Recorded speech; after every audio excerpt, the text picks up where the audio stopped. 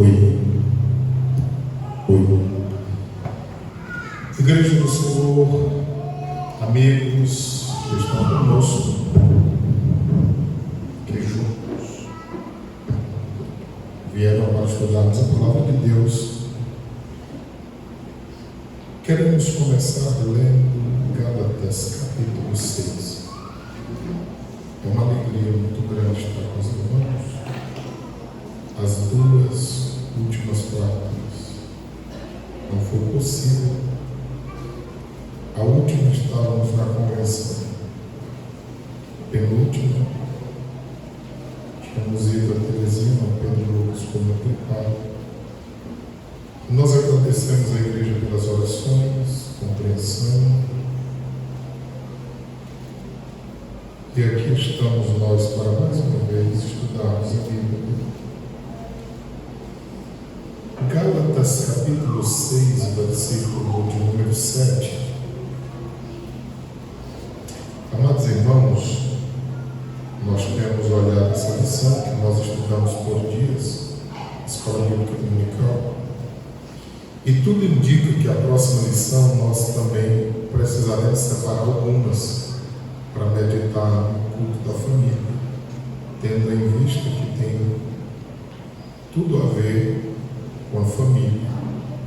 Hoje, por exemplo, nós estudaremos sobre o tema da raiz dos pecados de Davi, a perfeição da casa dele. Aí veja só o que diz Gálatas 6 e 7. É conhecido de todos. Não erreis. Então nós somos proibidos de errar. Deus não se deixa escarnecer. Deus não deixa ser zombado. Há pessoas que parecem testar a paciência de Deus, e há muitos pecados que Deus tolera, mas Ele não aceita e nem deixou se pecar. O problema é que o ser humano pensa que enquanto as coisas estão dando certo, eles pensam que é certo, mas não é. Porque tudo que o homem semear, observe que é tudo, não apenas algumas coisas. E nessa lei da semeadura, somos nós que decidimos o que plantamos e a quantidade. Agora, nós não temos como escolher a quantidade que colheremos. Ou seja, as atitudes, muitas delas nós podemos determinar, mas as consequências dela não somos nós que determinamos. Ele diz: isso também se fará.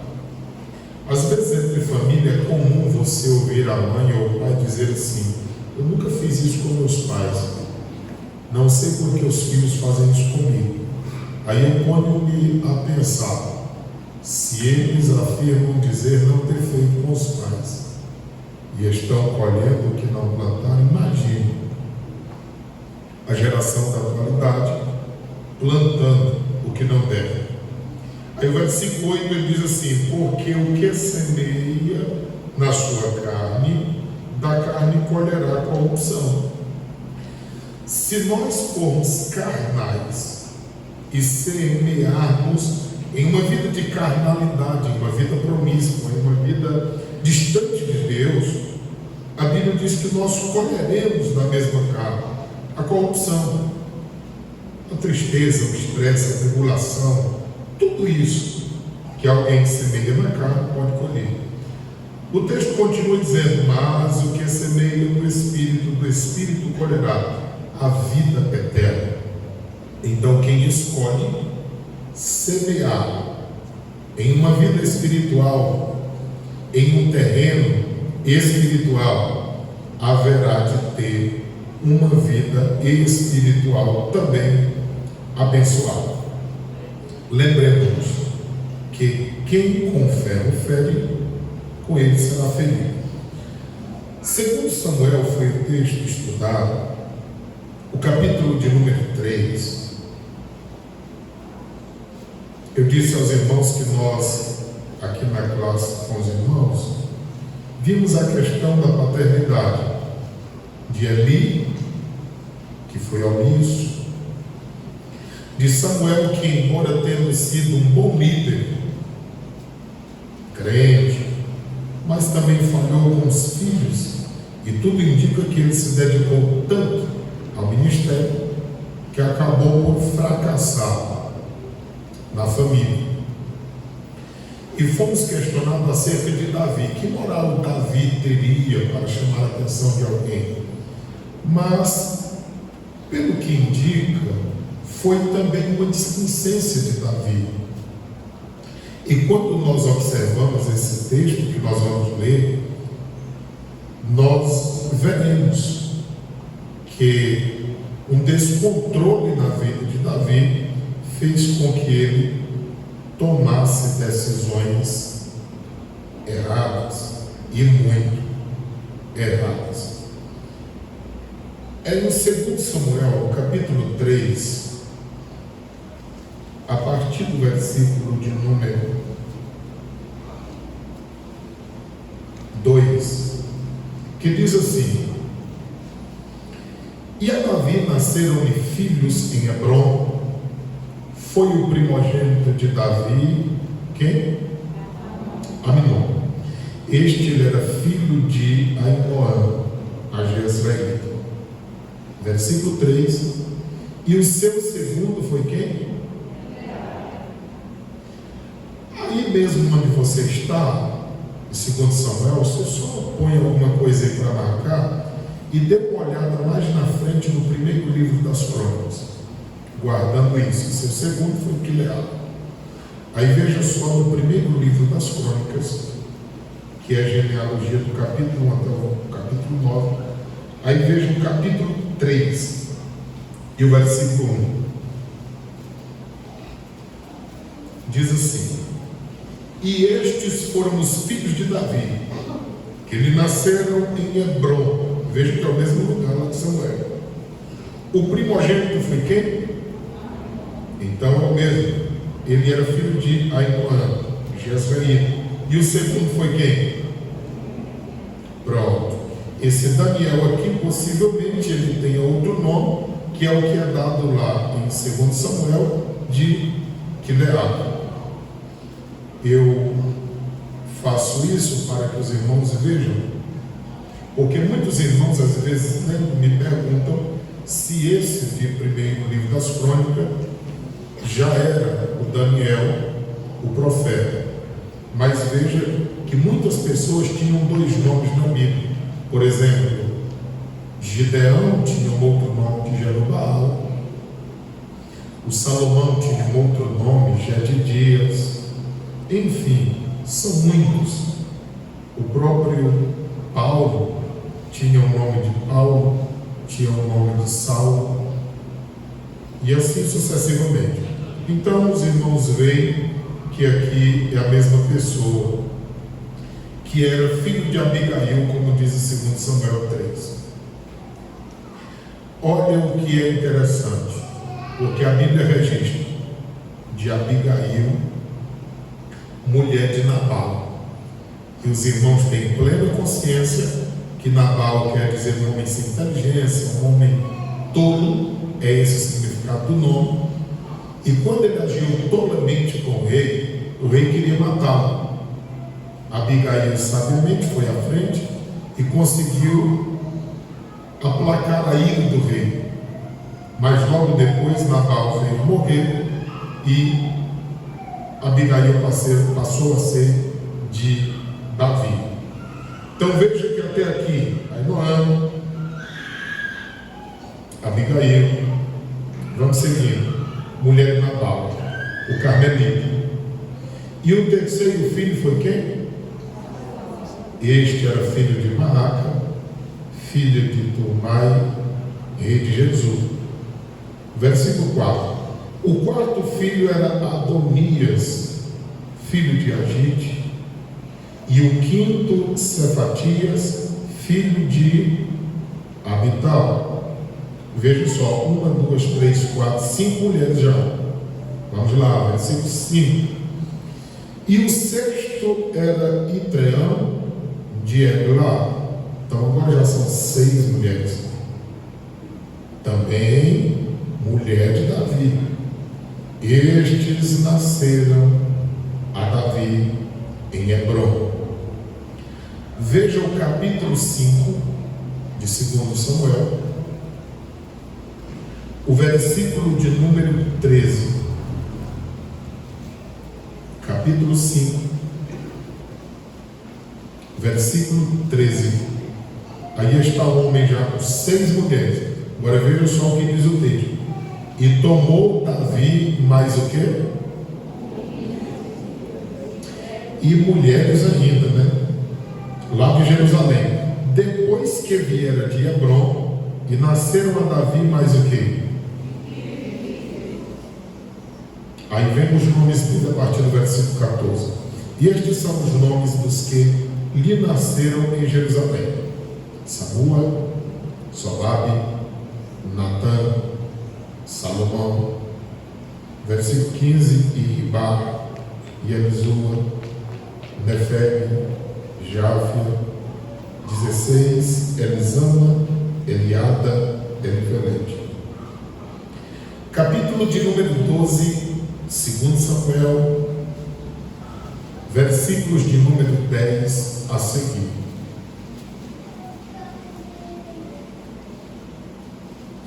Até essas 6 mulheres parecia tudo bem. Aí onde eu digo aos irmãos, não é que Deus concordasse, mas Deus vai tolerando. Mas o ser humano parece nunca ter limite. E chega um ponto onde, como disse o profeta Jeremias, Deus dizendo assim: eu estou cansado de me arrepender. Ou seja, cansado de ficar triste. Foi isso que o profeta Jeremias falou. E aí o Senhor se levantou com ira contra o povo e acabou punindo, porque o Senhor já o havia divertido várias vezes, e o povo continuava a pecar, a pecar e a pecar. Olhando para isso, o capítulo de número 12 de 2 Samuel, versículos de número 10 a seguir, olha o que diz: agora, pois, não se apartará a espada jamais da tua casa. Aqui já era a sentença por causa do pecado de Davi, cometido no capítulo de número 11.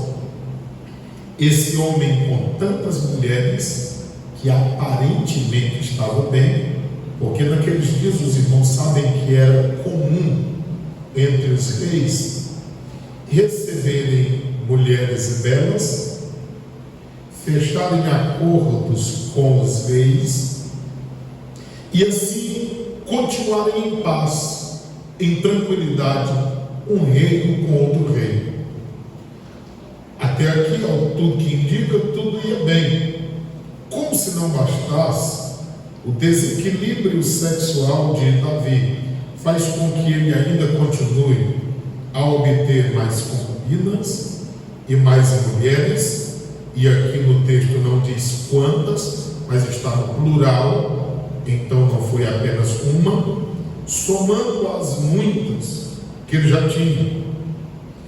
Isso ainda não é o bastante, e agora ele vai atrás de uma pessoa que era compromissada, o pior, de um bom soldado que ele tinha, tão bom que era, que ele leva em sua mão a própria sentença de morte.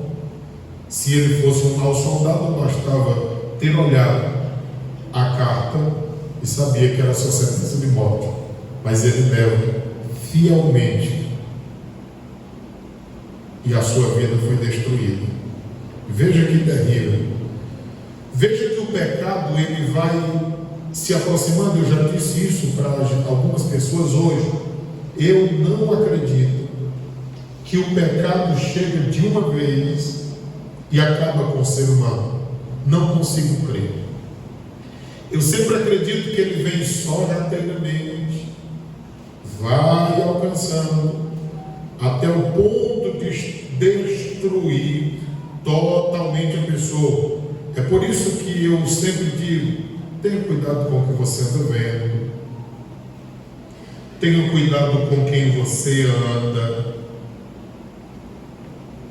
tenha cuidado com o que você ouve.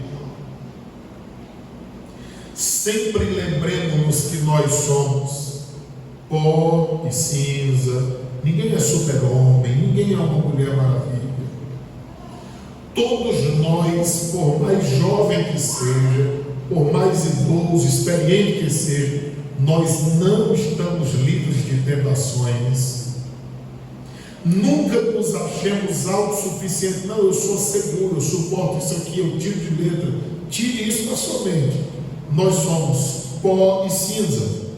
Nós só temos como permanecer de pé se humildemente nós estivermos aos pés de Cristo, lendo a Bíblia, orando, vigiando e pedindo a misericórdia de Deus sempre, sabendo que a qualquer momento, se nós vacilarmos nestes princípios, nós poderemos estar nos acabando. Que Deus nos livre disso.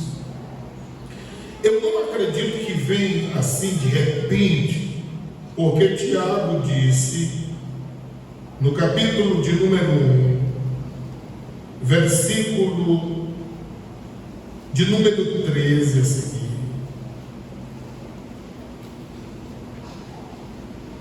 versículo 12, Tiago 1,12: bem-aventurado o varão que sofre a tentação. Então nós podemos ser tentados, e bem-aventurados seremos quando somos tentados.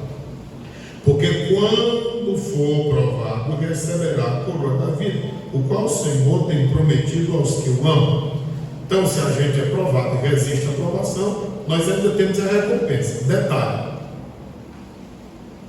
Deus nos prova naquilo que Ele sabe que a gente vence.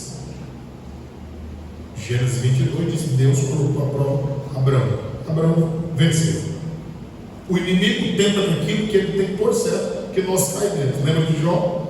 Quando ele foi tentado, ele diz: mas ele tem tudo, se o Senhor tirar, ele não fica. Então ele tenta esperando que a gente caia. Ao tempo que o Senhor, Ele pode nos testar, mas sabendo que nós temos como ultrapassar. 1 Coríntios 10:12, Paulo diz que, ainda que ele dê a tentação, envia consigo também o escape. 2 de Pedro 2,9, ele diz: Deus é quem sabe livrar da tentação aquele que Ele é fiel. Então, Deus prova, sabendo que nós podemos resistir. Por que alguém não resiste? Talvez não esteja tão perto de Deus quanto deveria estar. Versículo de número 13, Tiago 1,13: ninguém sendo tentado diga: de Deus sou tentado, porque Deus não pode ser tentado pelo mal, e a ninguém tenta. O objetivo de Deus é nos provar, não é que nós fracassemos. Versículo 14, observe isso: mas cada um, seja todos nós, é tentado quando atraído e engordado pela própria concupiscência. Nós temos uma natureza humana em nós. O pecado ainda nos atrai, é por isso que nós devemos manter distância dele. E o texto sagrado diz que se nós não mantivermos distância, nós seremos atraídos, engordados, ou seja, enganados, enrolados, seduzidos, é isso, engordado, pela própria concupiscência, ou seja, pelo próprio desejo desenfreado que há em cada ser humano de pecado. Isso aqui é o ser humano. Aí versículo 15: depois, havendo a concupiscência concebida, ou seja, o desejo já está dentro, aí começa a programação do mal. Concebida, já está dentro, já está na mente. Começa a programação: vou fazer desse jeito, daquela forma e tal, ninguém vai ver. Assim, dá à luz o pecado, aqui já é a prática. Veja que isso não é da noite para o dia. As coisas vão tomando proporções. E aí diz: o pecado sendo consumado, ou seja, quando pratica o pecado, ao invés de nascer vida, o que nasce? é a morte que é gerada. Então, irmãos, só Deus para nos ajudar. Tenha cuidado com as palavras,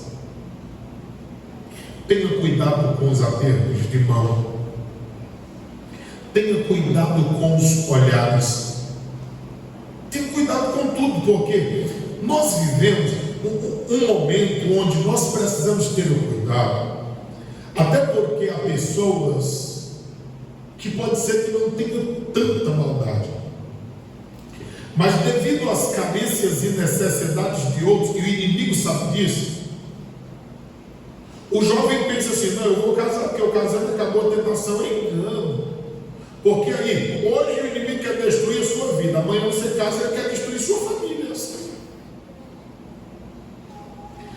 Aí o casado está lá, alguma coisa faltou no casamento, o inimigo lá fora sabe como fazer para atrair a atenção e destruir aquele casamento.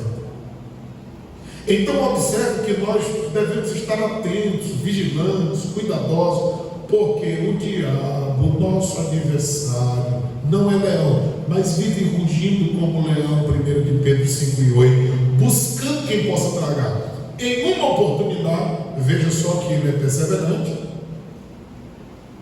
ainda mais, ele está sempre a nos observar e ele não para de atacar, ele só muda de estratégias. Então, há uma necessidade de termos bastante cuidado.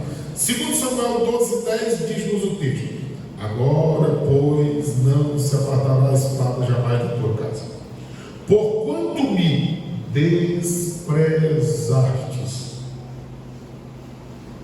e tomastes a mulher de Urias. Urias está morto, mas o profeta continua dizendo que a mulher é dele, porque foi tirado de uma forma injusta.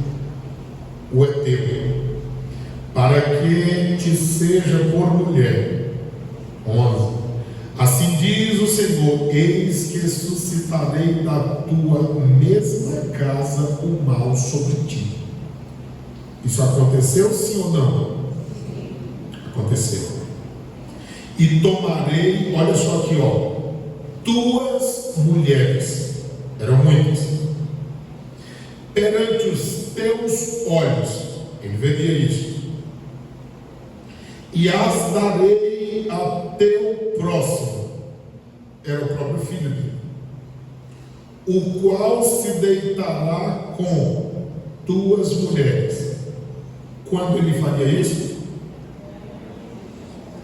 Aquilo que Davi fez às escondidas, e ele chamou o soldado dele e disse: vai para a tua casa, Urias. Ele não foi. Chamou ele, embebedou ele: vai para a tua casa. Ele não foi, deitou à porta do palácio. Tudo isso era para incubar, para esconder. Depois manda ele com a carta, que era a sentença de morte dele. Ele vai para a guerra, lá morre. Isto tudo aparentemente às escondidas, Deus estava vendo. Mas o que Deus faria com Davi como forma de recompensa seria em plena luz do sol, em plena luz do dia. É uma forma de dizer que todas as pessoas saberiam disso. Versículo 12: porque tu fizeste em oculto, mas eu farei este negócio perante todo Israel e perante o sol. Versículo 13, para quem acha que não precisa confessar, e aqui eu lhe digo que a confissão não é para perdão. Acompanhando gente por toda a nossa vida, a gente percebe que muitos males cometidos e não resolvidos geram muitos problemas na vida.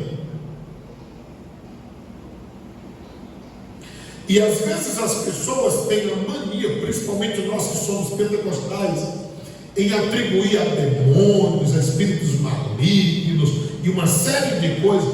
Mas se você soubesse a quantidade de problemas mal resolvidos atrás, que refletem por toda a vida, são muitos. E as pessoas às vezes não conversam, não lançam fora. E aqui também é uma chamada de atenção muito grande. Quando eu falo desse assunto, eu me sinto muito cobrado, porque nós, como líder, como pai, como uma mãe, como um líder religioso, como um professor de escola bíblica dominical, como um líder de mocidade, enfim, se nós lideramos algum grupo, nós precisamos ser pessoas confiáveis. Porque às vezes as pessoas estão morrendo do nosso lado, sem ter coragem de abrir a boca. E quantas pessoas não são as que já sofreram, outras que estão sofrendo? Outra coisa que eu percebo durante a vida, que muitos males têm causado na mente das pessoas. E aí tem gente que diz assim: o Silvio é ignorante, o Silvio é duro, não precisa de tudo isso. É a famosa, ou o famoso tratamento pastoral. A pessoa com muitos, sucessivos e constantes pecados. Que uma coisa é uma vez na vida, a outra coisa é um costume de sempre fazer. Chega a oração, mão na cabeça, volta para casa, pecar de novo. Chega a outra ceia, ora, mão na cabeça, volta para casa, pecar de novo. E assim vai indo. Chega o ponto da pessoa não saber mais o que é pecado, nem o que não é pecado, o que é certo, o que não é certo. E começa a fazer apologia do pecado. Daqui a pouco a pessoa está com a mente complicada, às vezes perturbada. Outros fazendo apologia do pecado: isso não tem nada a ver, aquilo também não tem, eu faço isso aqui, não sinto nada. E enquanto tem um que a mente está cauterizando, tem outro que a mente está viva, e o Espírito Santo querendo atraí-lo. E a gente pregando aqui a verdade, aí veja a confusão que não fica. Espera aí, eu li na Bíblia que é errado. Não, mas o irmão me disse que não é. Mas o pastor pregou no culto que começa. Daqui a pouco tem gente rodadinha, correndo, que o pé bate na bunda, e aí não sabe o que é. Começou tudo por coisas mal resolvidas.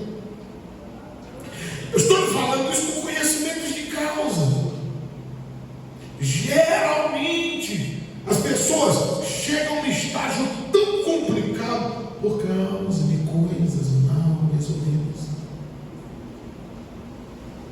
Tem pessoas que vêm num culto como esse, ouvem a palavra e dizem assim: é tudo verdade, não vou fazer o que esse texto diz, eu vou viver do meu jeito, do jeito que eu quero, eu sou assim, eu não mudo. Irmão, isso é ignorância. Nós acabamos de ler aqui Provérbios 12: quem aceita a correção é inteligente, quem aceita o bruto.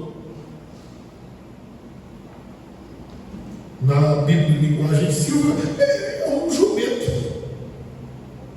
Porque é de fato isso que acontece. A Bíblia nos confronta para nos corrigir. É por esse motivo, olha, a gente olha aqui, um dos maiores reis de Israel, o homem segundo o coração de Deus, aí o pecado dele exposto aqui. Para quê? Para correção. Para que mais? Para o ensino nosso. Você lembra de 1 Coríntios 10, 11? Você lembra de Romanos 15, 4? Que tudo que anteriormente foi escrito para o nosso ensino, para a nossa demonstração, para nós que já sabemos que está chegando o final dos séculos. Então o desejo de Deus é exatamente esse tratar. Aí as pessoas dizem: não preciso, certo. Você diz que não precisa. Aí eu leio aqui 2 Samuel 12, 13, aí diz assim: então disse, quem foi que disse? Foi ele, o Davi, aquele que pecou. Ele disse a quem? Era a autoridade que Deus havia levantado para confrontá-lo. Aí nós voltamos à lição de domingo. No domingo nós estudamos uma lição preciosíssima: Jesus, amigo da família de Lázaro. Aí o escritor, no livro de apoio, ele diz no final o seguinte: que uma amizade, se nós quisermos saber quem é nosso amigo, se nós quisermos ser amigo de verdade, em primeiro lugar, nós precisamos estar prontos para ouvir. Eu preciso ouvir, você precisa ouvir. Nós precisamos ouvir, irmãos. Todos nós precisamos estar dispostos a ouvir. Às vezes você e eu podemos estar cobertos de razão e cheios cheio de boa intenção de fazer certo, mas às vezes nós podemos estar fazendo errado. Então, um bom amigo verdadeiro vai chegar e dizer assim: olha, eu acho que isso aqui não é certo. Não, então você tem que colocar a mão na consciência. Espera aí, deixa eu analisar. Às vezes a pessoa tem razão. Irmão, ninguém é tão espiritual, tão correto, que não precise receber um conselho. Vamos colocar isso na mente. Nós só somos seres humanos. Ninguém tem asa, ninguém é anjo. Segundo lugar, para se ter uma boa amizade, nós precisamos falar. Se nós estivermos cercados de pessoas que não nos digam a verdade, não são nossos amigos. Salvo engano, Santo Agostinho dizia assim: eu odeio quem me elogia porque me corrompe. Amo quem me critica porque eles me corrigem falando a minha verdade. Você já pensou se todos nós pensássemos assim? De fato e de verdade? Porque uma coisa são pensamentos e letras, outra coisa é a prática. Às vezes nós queremos nos sentir mal só porque alguém não concorda com o nosso pensamento. E cada pessoa tem o direito de pensar, irmão. Eu não tenho problema quanto a você pensar de uma forma e eu pensar de outra. O que diz respeito à doutrina bíblica, eu sei que tem um trilho a traçar. Se a pessoa não quer, eu vou fazer o quê? Agora a amizade vai continuar do mesmo jeito. O prejuízo vai ser de quem não quiser aprender. Agora, eu preciso estar pronto a falar e estar pronto a ouvir, porque falar pode ser fácil, ouvir pode ser que não seja, mas nós precisamos estar prontos. Falar, ouvir, terceiro lugar, ser respeitador. Porque uma amiga e um amigo de verdade, ele vai falar o que você precisa ouvir, sim. Ele vai também ouvir quando for preciso ouvir, sim. Agora, tanto falar quanto ouvir tem que ser de forma respeitosa. Nós não podemos desrespeitar ninguém. Nós precisamos considerar as pessoas, precisamos respeitar as pessoas, tratá-las como disse Jesus. Da mesma forma que eu quero ser tratado, eu trato o outro, porque afinal de contas, o que eu semear é o que eu colho. E se eu semear errado colherei, e vice-versa. Olhando para isso, Davi falou para Natan, irmãos. Não somente a Natan, mas quando a gente lê o capítulo 32, lê o capítulo 51 do livro dos Salmos, nós vemos Davi confessando para Deus o que já havia confessado para o homem. Em que isso nos ajuda? Observe que nós somos de uma tradição onde isso já vem desde berço. Menino, fala a verdade. Se tu falar a verdade, tu não apanha. Se tu estiver mentindo, tu pode, daqui a um ano, se eu descobrir, tu apanha. Então você aprendeu a confessar desde criança. Alguém aqui foi da igreja católica, então lá você ia até o padre também confessava, de tempos em tempos ia lá. Hoje em dia essa prática já não é mais comum, mas já foi muito praticada. De repente a gente chega na igreja e não é diferente. Você sabia que depois que nós começamos a conversar com os irmãos, esclarecer essas coisas, muitas pessoas que viviam com muitos problemas começaram a jogar fora? E delas voltaram a dormir melhor. A vida espiritual melhorou. Foi ajustado muita coisa na vida, até na vida de casal. Deixa eu dizer uma coisa. Há muitos homens que não pararam e não abriram os olhos para isso ainda. Ei, jumentão, escute aqui, você que é homem, nós que somos homens. Quantas mulheres já foram abusadas? E quando eu falo de abuso, não estou falando somente do ato consumado. Você sabia que há mulheres hoje na idade adulta, que já são mães, que a mente ainda não equilibrou? Porque quando passava numa rua, um bêbado que estava no bar, quando ia para o colégio, para visitar a mãe, para a casa do padrinho, da madrinha, ele estava lá, pega no pé, aquela menina bonita. Aquilo foi criando traumas. Teve delas que pegaram carreira de um homem e elas estavam no período menstrual. Teve delas que sofreram. Eu lembro de uma irmã que ela, aos olhos do povo, ela perdeu completamente o juízo, aos olhos do povo. Aquela irmã me viu e quando ela me viu, ela disse: pastor, posso conversar com você? Eu disse: pode. Porque num culto como esse, Deus me disse assim: diga ao povo que aqui tem uma pessoa que tentou suicídio. Então eu me levantei naquele culto, era um culto de formatura. Estava prefeito, estava vereador, tinha um bocado de gente no culto. Eu levantei e disse: aqui tem uma pessoa que tentou suicídio, que é oração, ninguém disse nada. Alguém me disse assim: tu não sente mal não? Por quê? Tu fala, não vem ninguém? Eu disse: meu irmão, eu tenho convicção do que eu estou falando. Isso aí pouco importa. Eu não estou aqui para tirar foto, não quero que ninguém me veja como um super-homem, não. Eu sou um ser humano normal. Quando eu ia saindo, dias depois, umas 2 semanas, aquela irmã me encontra e diz assim: aquela pessoa que você falou era eu. Eu olhei para ela, aí eu fui que tive que trabalhar para acreditar. Aí ela contou que foi assustada, pai muito violento, ela estava nos dias menstruais, e ela disse que quando olhou, estava trabalhando, quando viu a sombra do braço do pai levantar a mão fechada. Não bateu, mas o susto que ela pegou foi suficiente para ela espantar e cair no chão, e aquilo interrompeu a menstruação. Enfim, aquela mulher não conseguiu mais ser normal até hoje. Mas ela teve coragem de falar isso. E eu disse: não pense essas besteiras. Orei por ela e aquilo foi esquecido. Depois ela pediu perdão a ele, tudo e tal. O que eu estou lhe dizendo? Se essas coisas não forem tratadas no casamento, dá problema. Às vezes o marido quer namorar com a esposa e toda vez que isso acontece, ela lembra do que aconteceu. Dependendo se ela foi ameaçada e foi pego no braço, vambora. Mesmo que não tenha conseguido, mas aquele braço que foi pego, está registrado na mente. Toda vez que alguém pega no braço, seja conversando, eu falando.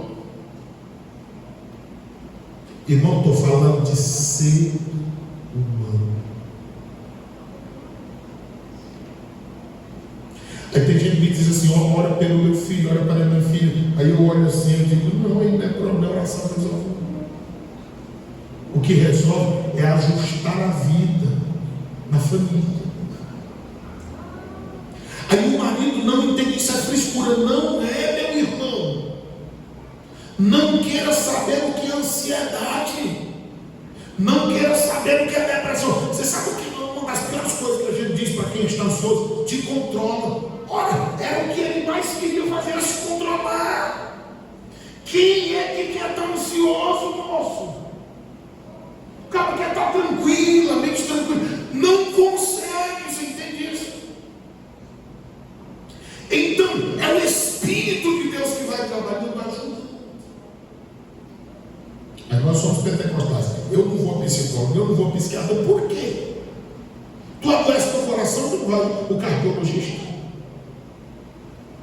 Tu adoece nos ossos, tu não vai o ortopedista. E que preconceito é esse que nós temos com psicólogo e psiquiatra? Tudo é o diabo, moço. Às vezes a pessoa vive um casamento infeliz. Aqui está todo mundo feliz. Vai tirar foto. Mas meu amigo passou daquela porta para lá, a pessoa está dentro do inferno. Há pessoas que vêm nesse lugar aqui, que aqui é o espaço de metro quadrado mais feliz que a pessoa encontra aqui. Quando a gente começa a cantar para encerrar, eles olham e dizem: meu Deus, já vai terminar. Aí tem os outros que aparentemente vivem bem. Esse culto não vai terminar nunca, não. Você que diz que esse culto nunca vai terminar, tem gente que gostaria que esse culto fosse até de manhã, porque é o momento que ele sente paz aqui. Seja grato a Deus. Agradeça agradeça a Deus por todo o benefício. Se Deus te livrou, glória a Deus. Se Deus tem te abençoado, glória a Deus. Mas saiba que você pode casar com alguém assim, ou pode estar casado com alguém assim, e você precisa compreender para que essa pessoa possa sair dessa situação que está. As melhores pessoas para ajudar está perto. Até porque o impacto do que alguém diz lá fora é quase zero perante o que alguém que está do nosso lado diz. Às vezes alguém lá fora pode dizer uns quilômetros, mas se for o marido que disser, se for a esposa que disser, se for os filhos que disserem, aí lá está o problema. Então nós precisamos corrigir isso e ter muito cuidado. Muito cuidado. Davi, ele lançou fora, confessou para o profeta, confessou para o Senhor, e claro, a sua vida foi restaurada, e graças a Deus por isso. Todavia, o preço pelas dificuldades que ele plantou, ele colheu. Não ficou imune àquilo tudo. Então nós devemos ter o devido cuidado quanto a isso. Nessa lição nós aprendemos sobre o rei Davi, a sua grande família. Nós aprendemos que Davi era um homem de Deus. Aí vem os questionamentos: como ele era homem de Deus se ele fez um monte de coisa? Ô irmão, ele só era um homem de Deus, mas ele, mesmo sendo de Deus, não deixou de ser homem. Ele falhou. Salomão, muito sábio, falhou. O único que não falhou, Jesus Cristo de Nazaré. Os demais falharam. Agora, se a gente olhar para os acertos e erros de Davi, a gente verá que ele era um homem que temia a Deus, obedecia a Deus. A gente vê os registros dos salmos, você não vê Salomão cantando uma música de amor e nem elogiando uma mulher. Nenhuma vez, eu não lembro. Salomão fez isso, né? O livro de Cantares está aí. É um livro, é uma carta de amor dele para ela para ele. Agora, Davi eu não lembro. Mas escuta o que Davi diz acerca de Deus em seus salmos.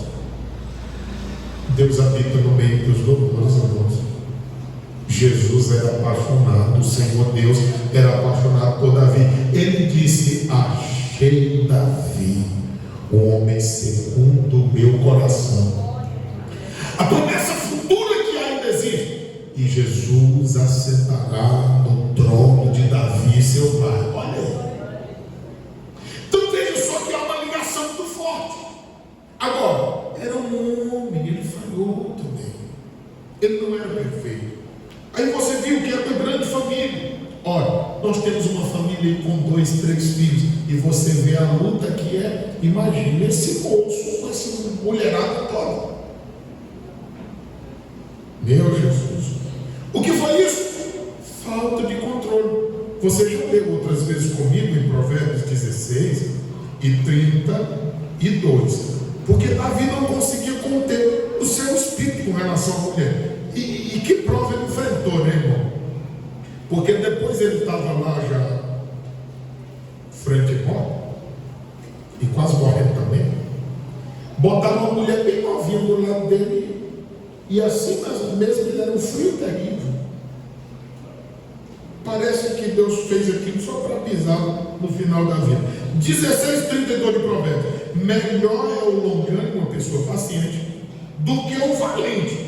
E o que governa o seu espírito, então bom não é quem governa um monte de gente, é governar o próprio espírito, porque se não governar o próprio espírito, não tem como governar muita gente, do que o que toma uma cidade. E olha que uma cidade aqui era uma cidade edificada naqueles dias, que queria dizer uma cidade muito forte, uma cidade poderosa. Ainda no Provérbios 25, 28 também está aí, como a cidade derribada. Olha só, aqui já não é mais uma cidade conquistada, mas uma cidade derribada. Os escombros, que não tem muro. Olha, se a segurança da cidade naquele dia era um muro, mas agora a cidade está derribada e o muro também já não existe. Assim é o homem que não pode conter o seu espírito, ou seja, não tem proteção nenhuma, quem não tem controle sobre si mesmo. E Deus sabe que nós não temos em nós mesmos. O que foi que Ele fez? Espírito Santo. Ele colocou o fruto do Espírito. Então, quem tem o Espírito de Deus, o Espírito de Deus frutifica nele o domínio próprio. Aí é onde eu digo que um crente que tem o Espírito Santo, ele pode até querer morder um outro, dar um murro em outro. Ele lembra que é crente, que é isso, é o freio do crente, é o Espírito Santo. Dizer, nega, para ter crente, não morde ninguém não, porque lá em Gálatas estava assim: vós mordeis uns aos outros, está igual cachorro, irmão. E era igreja. Lá em Corinto, no capítulo 1, versículo de número 7, eles tinham todos os dons. Tem gente que se irrita comigo. O povo acha que eu não sou pentecostal. Irmão, eu acredito em tudo que é poder de Deus. Mas primeiro, os Coríntios 1,7 diz que tinha todo o dom, não faltava nenhum. Aí pega do versículo 9 para frente, e Paulo diz assim: agora eu estou sabendo que esse é da família de Clói. Aí está o siribolo terrível. Vocês só vivem igual cachorro, né? E ele disse: até vocês que dizem ser crente, tem uns que querem ser de Paulo, tem outros que querem ser de Apolo, tem outros que querem ser de Pedro. Aí ele disse: quem é esse povo? Nada, disse ele, é só servo. Mas lá estavam todos os dons. Você entende isso? É contra isso que nós sabemos. Não adianta eu pular aqui e falar em língua, e minha vida está bagunçada. Não adianta você falar em língua e tudo, caso não respeitar a tua esposa. Não adianta a esposa ser uma cadela de fogo, como dizem ali, e ele está o tempo todo na igreja e de repente não honrar o marido em casa. São essas coisas que são importantíssimas. Você sabia que você tem vizinho? Você pode pregar para todos eles? Todos eles vivem como crente. É isso aí que é importante. O nosso testemunho pode ser uma mensagem muito bela para a salvação de alguém. Então nós precisamos pensar acerca disso. Davi foi esse homem. Aí, lá na casa de Davi aconteceu o quê? Irmãos, aconteceu um estupro. Tamar chamou a atenção de Amnon. Amnon ficou doente por aquilo, e olha o cuidado que você deve ter.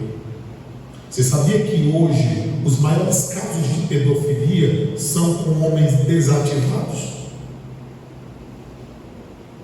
Às vezes está lá o cara quase morto, mas de repente ouve, vê, a mente está viva, embora o corpo não responda. De repente pega uma criança e começa a tocar, às vezes beijar.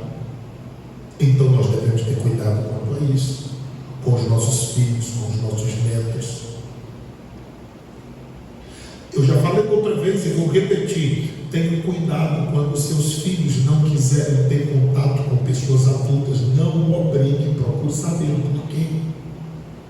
Porque há pessoas hoje na idade adulta com prejuízo na vida psicológica, emocional, sentimental. Porque às vezes o adulto, mesmo sendo parente, porque qual é o pai que vai confiar numa criança antes do culto da família com esses despertamentos? Está com besteira, menino? Isso é teu tio? Isso é o vizinho? Isso é isso? Isso é aquilo? E geralmente estupro, não estou falando só de criança, de mulher, do sexo feminino, de meninos também. A maioria dos homossexuais, eles começaram a prática por causa de abuso sexual quando criança. Tio, primo, amigo, assim. E às vezes alguém está me ouvindo aqui que você nunca imaginou, nunca passou na mente, mas que passou por isso. E a guerra está lá dentro, cortando para lá e para cá. como é que esse pastor sabe disso? Ele está falando da minha vida. E as pessoas levam isso na brincadeira. Não se é sério. Então o adulto às vezes pegava a criança, esfregava nos seus órgãos, e por esse motivo a criança começou a ter repulsa. E o pai vai tomar dengue. Até hoje tem problema. E só o Deus do céu para mudar essas realidades. Porque a pessoa vai. Você não tem ideia da quantidade de pessoas que ficam com um pensamento tão profano que depois de crente chega assim: Deus purifica minha mente, purifica minha mente, purifica minha mente. Porque chega aqui e fica olhando esse aqui desse jeito, aquilo daquele jeito, aquilo. Uma mente pervertida por causa de situações que aconteceram e a carnalidade tomou de conta. Então você não tem nem ideia do que é um culto como esse. Alguém diz assim: cara, fala um monte de coisa desse, um monte de criança e tudo. Meu amigo, esse menino aqui sabe mais do que isso, do que nós, tudo junto. E outra, aqui é uma sala onde tanta gente já trabalhava num culto desse, que você não tem a dimensão. Isso é sério. Mas só que quando a gente vai expondo essas coisas, o Espírito de Deus vai trabalhando.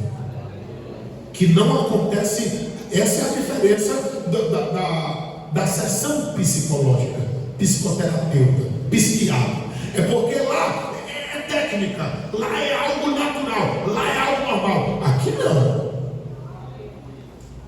Aqui nós pedimos antes de vir para cá: Senhor, libera a tua palavra.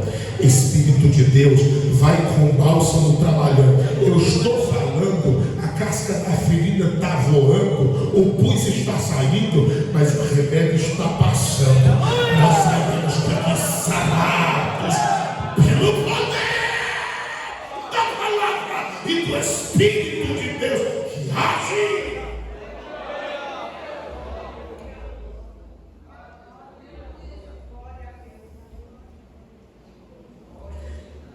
Se eu não tivesse tido alguém que prestasse do lado dele, se ele tivesse tido amigo para falar, para ouvir, para respeitar, mas ele encontrou uma peste no caminho dele, Jonadab. Tenha cuidado com as suas amizades.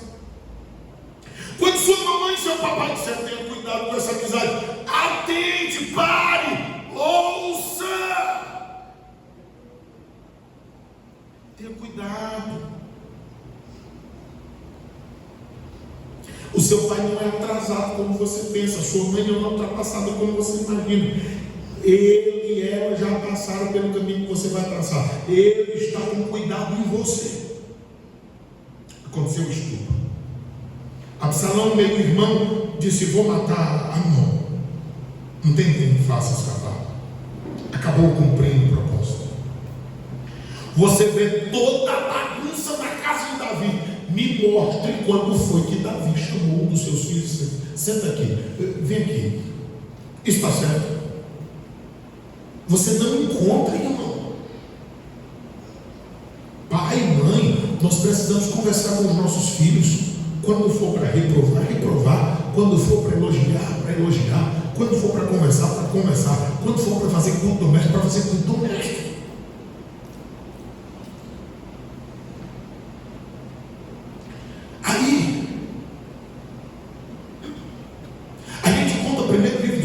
Dizendo assim, que o filho dele usurpou o reino, porque Absalão também, mas ele teve um outro, que também, Adonias, quis usurpar o reino. O que foi que aconteceu? A Bíblia diz que aquilo é porque ele nunca havia chamado a atenção dele. Às vezes a conversa não resolverá, aí vai para um discurso mais firme. Às vezes o discurso não resolverá, aí tem que ir para uma atitude mais fervorosa. Agora, o propósito de Deus, irmãos, é abençoar as nossas famílias. O propósito de Deus é abençoar cada papai, cada mamãe, cada esposo, cada mulher. Abençoar os filhos. O desejo de Deus é nos ajudar. Agora a gente precisa estar pronto e dizer que estou eu e eu quero ser ajudado, porque essa ajuda depende de cada um de nós. Tem alguém nesta noite aqui que deseja entregar a vida a Cristo como Senhor e Salvador? Tem alguém que deseja tomar uma posição diante de Deus para melhorar, sabendo que terá dificuldades, terá problemas, mas o Senhor é quem ajuda, fortalece, abençoa. É só Deus quem pode ajudar. Gustavo está ali atrás, a companheira também está, Gustavo? Está ali do lado, ali no lixo. Nós oramos por esse casal. Há dias nós já conversávamos e nós oramos por ele. Levanta a mão assim só para o povo ver vocês. Olha lá. Eles se entregaram a Cristo, estavam distanciados e retornaram para casa do Senhor. A igreja glorifica, por isso é verdade. Diga amém. Continue orando por eles. Tem mais alguém que deseja entregar a vida a Cristo nessa noite? Sua casa edificada sobre a rocha, fique de pé. Não existe vendaval para destruir. E a família que habita dentro dela, no Senhor espera no Senhor sem desistir, na certeza que Ele não falha,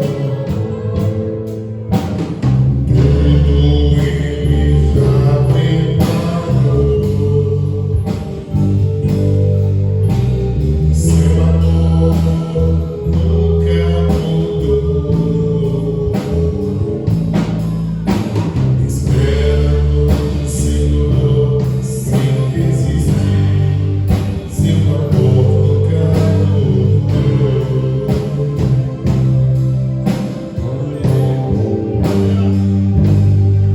Sua casa edificada sobre a rocha, não existe vendaval para destruir.